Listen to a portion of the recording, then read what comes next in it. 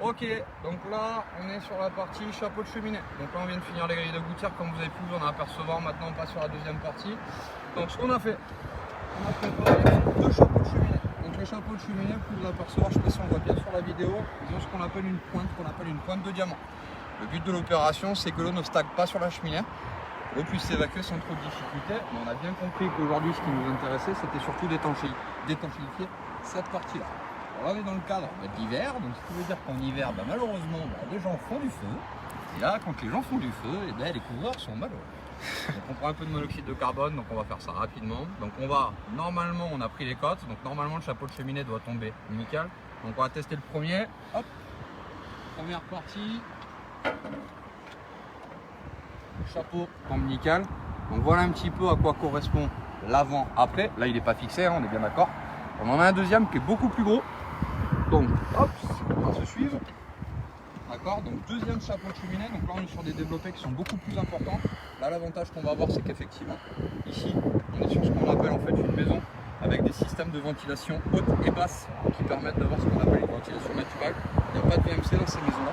Donc en fait là hormis de l'air, il n'y a rien qui passe. C'est un système dépressif et surpressif qui fait que naturellement en fait l'air passe dans la maison. Donc là aujourd'hui sur cette partie là, pareil, deuxième opération. Donc hop, le but étant d'étancher la partie qu'on va voir ici. Normalement, c'est nickel. Donc là on peut voir la pointe de diamant, la qualité du produit qu'on utilise, simple. On utilise aujourd'hui déjà du 10 millième, d'accord. En termes d'épaisseur, ce qu'on veut, c'est d'avoir une bonne épaisseur pour éviter que ça se torde. On peut y aller de bon cœur, il n'y a pas de souci spécifique. Là on va le fixer directement en fait sur la tranche, d'accord, pour éviter les systèmes d'infiltration. On va passer un petit coup pour venir enlever une jolie trace de main qu'on peut mettre un petit peu partout. Et pour cette partie-là, ça sera fini. Donc voilà à quoi correspond un habillage de chapeau de cheminée. Donc c'est pas compliqué. Prise de cote. Une fois qu'on a pris les cotes, on va faire ce qu'on appelle donc notre découpe en développé. Et une fois qu'on a fait nos découpes en développé, on prévoit nos pliages. Et systématiquement, on prévoit donc notre petit pointe de diamant qui permet effectivement d'avoir l'eau qui coule sur toutes les faces et pas être embêté par rapport à ça.